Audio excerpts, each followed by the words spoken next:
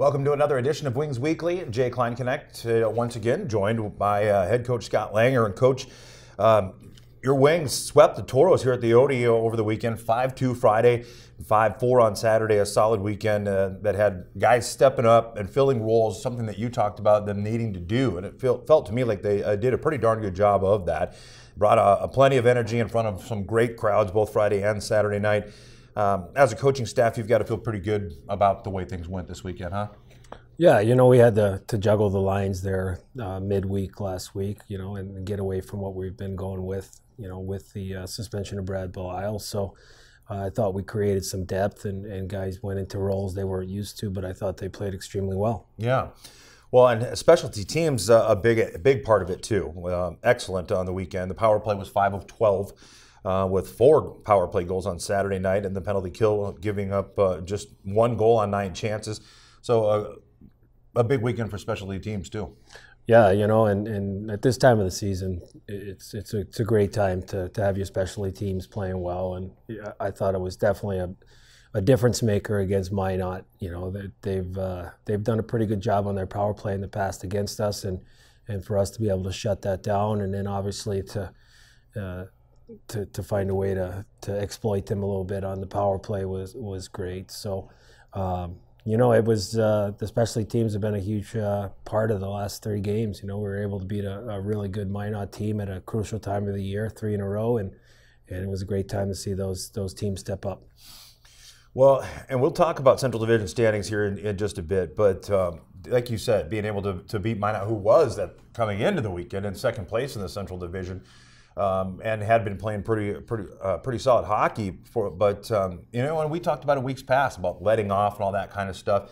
As a coaching staff, I think as fans, everybody, I think it's got to feel pretty good to see them come into games again once the division is clinched and still play with that level of intensity like you talked about them needing to have, and kind of playing a bit of a spoiler role. And how much of that is kind of relished, I guess, by this team at this point, where they're able to take away points from Central Division rivals? Well, I mean, it's all for the sake of the bigger goal. Mm-hmm. We didn't come into the season just to hang our banner by winning the Central Division regular season. I mean, we came in here and we developed the team, and the leadership group has done such a great job of getting these guys together. Our big goal is to get to the big cup, and I think you have to be playing really good hockey down the stretch in order to enter the playoffs and hit a good stride. So, things haven't really changed around here. We're approaching each game with the mindset that we have to take points, and if it ends up being a spoiler role with that, we don't necessarily have it in our mentality that we're trying to play spoilers by any means, but we are still trying to win hockey games. Yeah, well, and we talked about that previously too, and I think maybe. Just because the age group and so on of these guys, that it's easy enough to mentally maybe let off a little bit. So it was awesome again to see them come out and play with that level of intensity and some really close and heated games both Friday and Saturday night. And again, I mentioned previously, great crowds, 1698 on Friday night and 1737, I believe it was, on Saturday night. So awesome to see the Odie as full as it was. Well, Henry Welsh got a chance to start Saturday night. He got his first NAHL win. Nerves, I would imagine, had to be fairly high for that young man, although obviously a very seasoned goaltender. But he did a really good job. I spoke with goalie coach Josh Aycock briefly Sunday. I know he was pretty happy with the performance. What did you guys think? Yeah, when you get thrown in the fire, against a team like Minot in your first, junior A start, it's not easy. Mm-hmm. Yeah, he's one of the top goaltenders in the state of Minnesota, and he's done a heck of a job with his high school season. But it's a whole different ball of wax when everybody you see can release the puck, and there's many ways of scoring and crashing the net. And I thought he did a great job. He stepped right in there, and his first couple he had to make were huge, which I thought allowed him to settle in. So. It was great to see him take away his first win. Yeah. Well, and you mentioned it there, Coach, at the start of the game, to see him come up with some big saves. And I mentioned the great crowds, but boy, they were really letting him hear it too for those saves early on that kind of helps build that confidence. And as you mentioned, helps him kind of settle in. Central Division standings are as tight as ever. 69 points for Bismarck, who now leaps into the second spot over Minot. Minot falls to third with the 2 losses that the Wings handed them. And with they have 68. Austin right now in fourth with 66 points. And again, 3 straight coming up for the Wings, with Bismarck Thursday, 2 here at home against Austin Friday and Saturday. Another chance for you guys to keep working and improving different things, whether it be the power play, whatever, kind of refining things, and having an impact on where people end up at the end of this season. I know this probably has been asked to you. I know it's been asked to me. I'm probably not going to get much of an answer, but do you have anybody that you'd prefer to see in the first round of the playoffs? No, not really. I think all present a different obstacle. I think all 3 of those teams are very good hockey teams that can hurt you if you're not prepared and you're not ready to go. And I think no matter who we play, I think it's going to be a heck of a series. And we're just going to let it play out. And then once we know who we're playing, we'll start the process of getting ready for that series. Absolutely, and like you said, each team presents different challenges. That's for sure. The awards banquet was held yesterday. Another great event, and a big thank you to your wife Tiffany for putting on what a great event like that with the help of Aaron Smith. I wanted to briefly talk about the awards themselves for those that maybe weren't able to attend. The Rookie of the Year, Coach Stepan Pokorny, he is really came on strong, and we talked about, or I mentioned it, I guess, yesterday, that it's not easy for a rookie to come in and adjust as quickly as they may need to or whatever. But Stepan seemed to do so pretty seamlessly. Yeah, especially coming out of midget hockey, playing in the NAPHL and then be able to make the transition into Tier 2 junior A hockey. And from day one, he's embraced his role, and obviously he's done such a great job. I mean, he's around 49, 50 points as a 2000 birth date, and he plays an interesting way, for his age and his size. He's a real heavy player that, you always find him in front of the net and doing good things. So, that was very well earned. Absolutely. Most improved player went to Colton Heward, guy that worked hard for a spot last season and has continued to work hard to improve his game. Yeah, you see the time Colton had to put in last year. He left his midget team early to join our team, and obviously he had limited time, but he grew to understand the culture and how things are ran around here. And once this season started, you could tell he was just incredibly motivated to improve his role. And you see him out there every night, and he's grown into quite a player. Yeah. Offensive Player of the Year, probably not much of a surprise since we've talked about the records that he's broke, for the single season records that he's broke, surpassing Corey Ward and becoming the single season all-time points leader. Of course, that Offensive Player of the Year was Brad Belisle. Yeah, and he's you look at the amount of offense this team's put up for him to be able to even surpass the guys that are currently on the roster, and then surpass a guy like Corey Ward who holds a pretty big place within our organization. It's not easy to do, and Brad he's come in and he's fully changed his role as a hockey player, and he's been a contributing force ever since he's joined our team. Without a doubt. Defensive Player of the Year, and again, it was mentioned yesterday that the Wings over the past few years have had a really strong contingency of defensive players. So not always the easiest decision, but the Defensive Player of the Year was Dalton Weigel.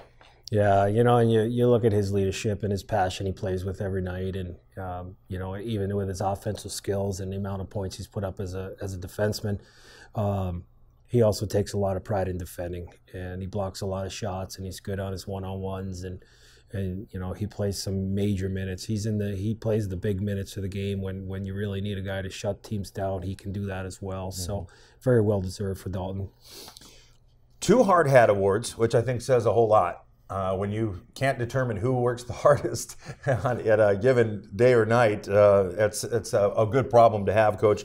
But the 2 Hard Hat Awards going to Nick Sicoli and Matt Vernon. Yeah, and both those votes were dead on even. It was clear cut that both those players were in need of that award. And it's so fitting. With Nick Sicoli, what he brings every day. He just all business all day, serious about his approach and always about winning and always about the team. And then you have Matt, who's gone above and beyond as a starter in this league. He's played games he's probably shouldn't have had to play, and during that stretch, that 19 game win streak, he won us quite a few games, and definitely deserving of both those players. The Odie Community Service Award went once again to Jonathan Bendorf, who of course won it last year, and including the NAHL version of that award as well. Jonathan just very involved in the community. He embraces it. If you watch him around people, he's just so good with people. He gives everybody the time of day, all the time. He's the first one to when the sheets go up to volunteer for those community events, he's not shy about throwing himself in there, and he's also recruiting other players to be a part of it. So he's going to be big time missed around here when it comes to the community service. So I'm hoping that he's able to pass that torch down to someone that can continue to lead the community area like John Bendorf. Tough role to fill for sure. The Hart Award went for the second straight year to Nick Sicoli. And again, Hart Award, basically, it's a little like the hard work or the hard hat award, because it takes a lot of work, but it also takes a lot of passion and laying it all out there, both on and off the ice for your teammates. Yeah, the hard hat has a lot to do with what's going on the ice and what's being sacrificed, but the Hart Award really kind of takes in everything that's going around the rink. And like I said before, Nick is a guy that he cares about his teammates way more than he cares about himself. He would rather see the success of his teammates and the team before his personal accolades. And I think he got those votes by his peers because those guys truly know that Nick is always in their corner. Yeah, and in today's day and age, that's not always the easiest thing to find, is somebody that's looking or wants others to succeed, more so even than themselves. So again, very well deserved for Nick Sicoli and the Hart Award for second straight year. The MVP, overall most valuable player, was Matt Vernon. And you kind of already touched on that when we talked about the Hard Hat Awards, but what he's meant to this team is just tough to measure, tough to gauge. No one's played more hockey than Matty. He leads the league in minutes played, and obviously all the other accolades he was able to attain this year. And he came in as a driven young man. And when you talk about putting a team on your back, Matt has done that, and he's just been a force. And he's given us a chance to win. Almost every single night this year, he's given us the chance to win a hockey game. And I don't think any of us in this room can ask for much more from Matt. Without a doubt.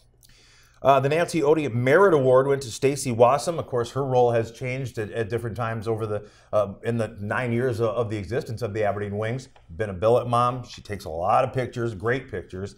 Also kind of runs and stays on top of things with the Winger Fan Club.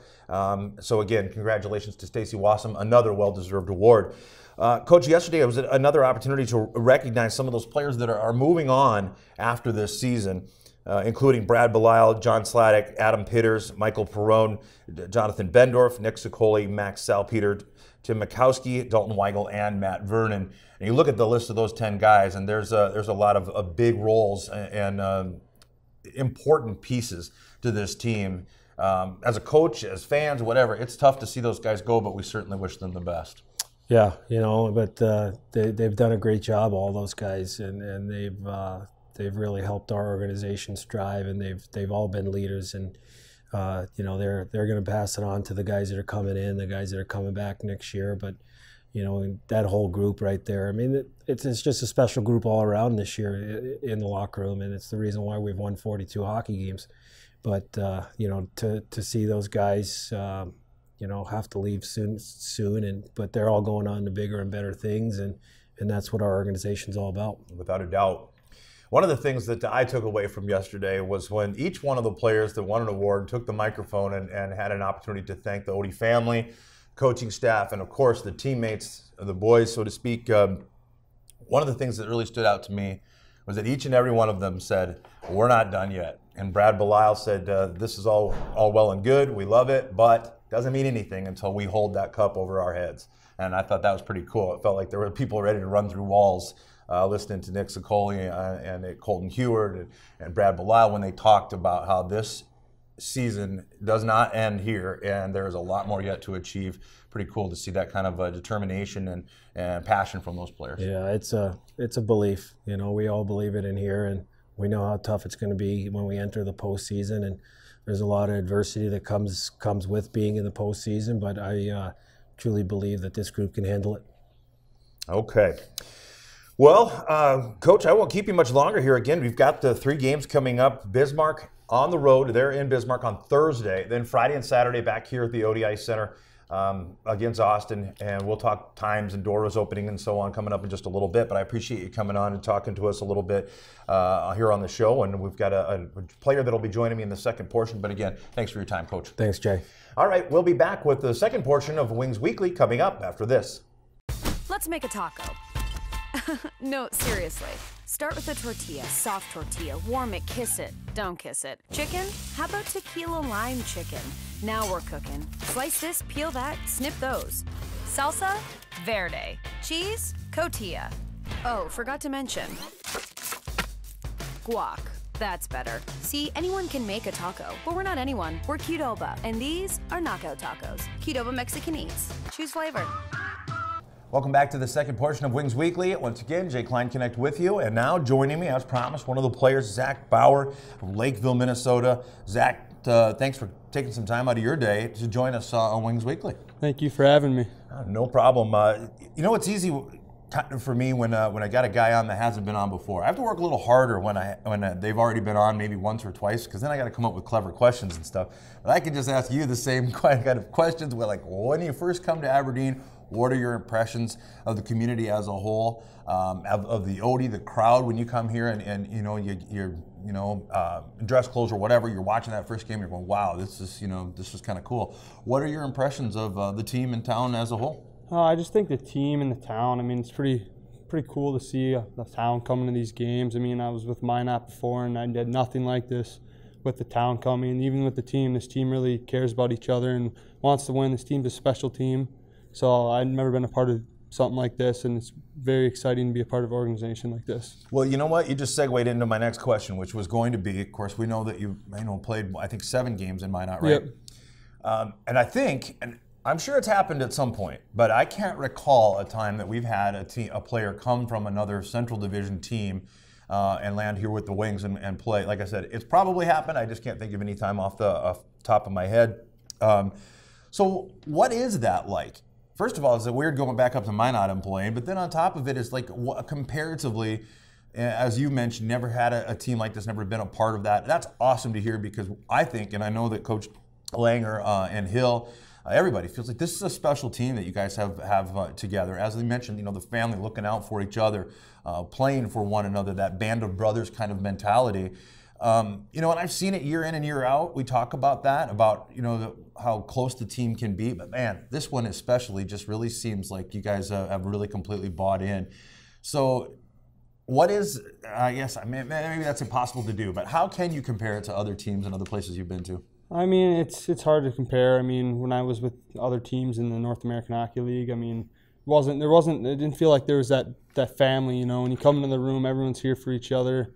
Everyone's caring for each other. Everyone's rooting for each other. Everyone wants to win. That's the big thing, is winning and getting to the Robertson Cup. Like, I just never felt that, and I feel like here, everyone's for real. Everyone wants to win. Yeah. Well, and I know fans certainly are hoping that's the case, and I know that in talking with players and so on, like I was just telling Coach, at the awards banquet yesterday, it's just awesome to hear you guys talking about how that you recognize the job's not done yet. What do you like to do outside of hockey? Outside when you're not at the barn working out or practicing and stuff? Do you an outdoors kind of guy? Are you a gamer? Tell us a little about you. I'm a little bit of both. I like to game with buddies, I guess, some of the teammates, but I also do like the outdoors. I like to fish on my off time, and I do like to hunt when it is in hunting season, I guess. So sure. That's, yeah. Awesome. Lakeville, honestly, I don't know a whole lot about it. I'm pretty familiar with Minnesota and travel there quite frequently, but not a place that I've been. Tell us a little about it. Is it kind of a little more rural, a little more metropolitan? What's Lakeville's kind of makeup like? Lakeville, it's a pretty big town. I mean, there's 2 high schools. There's Lakeville North and South, and I went to South. I went to high school in Lakeville. I live in Farmington, Minnesota. Actually, it's about 10 minutes west of Lakeville, Minnesota. But I've went there since high school, and it's been great. I mean, schooling-wise, it was perfect. Well, and interestingly enough, Henry Welsh gets his start on Saturday night, also from Lakeville, Minnesota. And I talked to you a little bit before we went on the air here that a guy that you've played with before. Yeah, Henry, me and him played 2 years together in high school at Lakeville, and he's been perfect ever since. Like high school, he was a pretty dominant goalie when we played. I mean, he helped us win a lot of games. We had some tough games, and watching him play his first game, and impressed with him. Yeah. First game, nerves with the fans. I told him just calm down. I mean, but he took it well. He played well. He really did. I was going to ask you that actually, but having been a teammate with him before, how much has he leaned on you as far as even just day-to-day stuff around town, whatever, but certainly as far as the game day? What kind of advice have you given him about the community and about adjusting to junior hockey? I just told him it's going to take some time, like everything else. Hopping in high school, playing. I mean, stepping into juniors, it's going to take some time, just like everything else. And I mean, being away from home from your parents. I mean, he's not been having too big of a problem. His billets are great here. I told him, and he's been enjoying it. I just told him to kind of just take it day by day, and things should work out for you. Awesome. Well, it kind of probably helps for you guys. It's not a whole lot different from Aberdeen to the more rural areas or whatever of Minnesota. When I say rural, I mean not around the Twin Cities, but there's not a whole lot. I mean, temperature-wise, all that kind of stuff is pretty much the same as most of South Dakota. These guys that come from Sarasota, Florida, places like that, I feel a little bad for them. But you're a big guy. You play pretty heavy. Got hit of the game Friday night, and I know when you first got here and talking with Coach Langer, I mentioned to him, or asked, I should say, what you bring to the table. And one of the things that he mentioned is because of your size and strength, that you're a board battle kind of guy that's going to help out and be able to create some space out front of the crease and so on. But Friday night, I was watching you in transition and being able to carry the puck in traffic and so on really well too. So you've got a pretty well-rounded game, it seems. Do you kind of relish that role of a grinder, or do you see yourself as a little bit more of a skill player? I'd say I'd be more of a power forward. I mean, I do have some skill, but I'd lean on being a power forward, bringing pucks to the net, playing the body, and just making space for my teammates and just get out in front and screening the goalie. That's what I bring to the table for this team. Right on. Excellent. All right. Well, if you had any superpower, if you could fly, you could be invisible, you could be anything, any superpower, what would your superpower be? I think it'd be the fly, honestly. I could just kind of go buzz around places wherever I want. I think that'd be pretty cool. Right on. I was going to ask that one. Okay, another one that someone asked a few weeks back that I thought was interesting. You've got $5,000 that's just handed to you, and they say, you know what? You got to spend this today in one place alone. Where are you going? That's tough. I mean, I'd like to go to probably a hockey shop and get me some new skates and some new equipment, but I do like the outdoors too, so that could be tough. I was going to say Cabela's, Gander Mountain. Yeah, Cabela's would be another. I'd probably lean towards that too a little bit. So. Right on. All right, well, Zach, we've got 3 big games coming up. Obviously, the playoffs right around the corner. You go up to Bismarck on Thursday, and then back home here. The 3 back-to-back games. I've talked to other players about it and so on too in the past about having to prepare for that because it's a little different. How do you personally prepare for games like that, knowing that it's going to be a grind? There's going to be 3 back-to-back games, and one of them includes a bus trip, which is always kind of tough. Yeah, I mean, you just got to prepare like every other just weekend. But I mean, with that extra game, you got to stay hydrated. You got to be prepared and just come to the rink every day and just be ready to go. I mean, 3 games. I mean, it's going to be a grind, but everyone will enjoy it. Get 3 wins out of it. Absolutely, looking forward to that. Well, before I let you go here, Zach, I gotta ask you about your family. And I've talked on many occasions on other shows before with other players about the support system because it is very important. I mean, obviously the team, the community, everything has got a role as a support group, but certainly your parents, the people that drove you back and forth to the rink when you were young, first learning to skate and all that kind of stuff. So tell us a little bit about your family at home. My family at home, I've got my parents, obviously. I got a twin brother who used to play hockey. Me and him, my dad, and would usually bring us up. We skated kind of uppity cities a little bit when we first started playing hockey. But without my parents, honestly, I wouldn't be here today playing hockey. I mean, they've done so much just with buying skates, buying everything for me, getting ice time, and honestly, just driving me places. I mean, without them, I wouldn't be here. And I thank them so much for what they've done for me. And the support with me getting traded, it's just been great having them supporting me. Yeah. You know, and I'm sure it's the same for every sport, basketball, football, whatever, but somehow, and of course, I've got a son that plays hockey and will be his first year JV coming up next year. But I see it firsthand too, and I just feel like there's a little bit more involved in hockey families than there are maybe in a basketball family or whatever. I'm sure it's the same, and basketball people would probably argue with me about that. But I just feel like in hockey families, there's a special level of dedication. So we all thank your mom and dad too for getting you here. So. Yeah. All right, well, we have got, as I mentioned, games coming up. Thursday, March 28th at the Bismarck Bobcats at the VFW Sports Center, 7:15 puck drop. Watch the game at Buffalo Wings and Rings in Aberdeen or by logging on to hockeytv.com. You can listen on 94.1 The Rock, hubcityradio.com, or The Rock app. March 9th, that's Friday, versus Austin. The Stutzman Harley-Davidson corporate sponsor is Schwann Financial. It's college night, so college students receive reduced admission at the door with a valid college ID. PC students receive free admission courtesy of Presentation College. Saturday, March 30th versus Austin Bruins again. Stutzman Harley-Davidson corporate sponsor that night is Nutrient Ag. Regular season home finale. Post-game party at Buffalo Wings and Rings following the game on Saturday night. Doors open for all Wings home games at 5:30 and the puck always drops at 7:15. $10 general admission tickets are on sale now at any of the 4C Express locations with additional purchase. Sunday, March 31st from 1 to 4, the Aberdeen Wings will be teaming up with Aspire for Bowling Bash 2019. Form a group of 5, and the 6th will be a person from the Wings. Cost is $300. Call Janae at Aspire today at 605-229-0263, extension 1007. For the latest news and information on Wings playoff tickets, visit AberdeenWings.com or follow us on Facebook, Twitter, and on Instagram. So Zach Bauer, once again, thanks for joining me on today's Wings Weekly. And that will pretty much wrap up this show.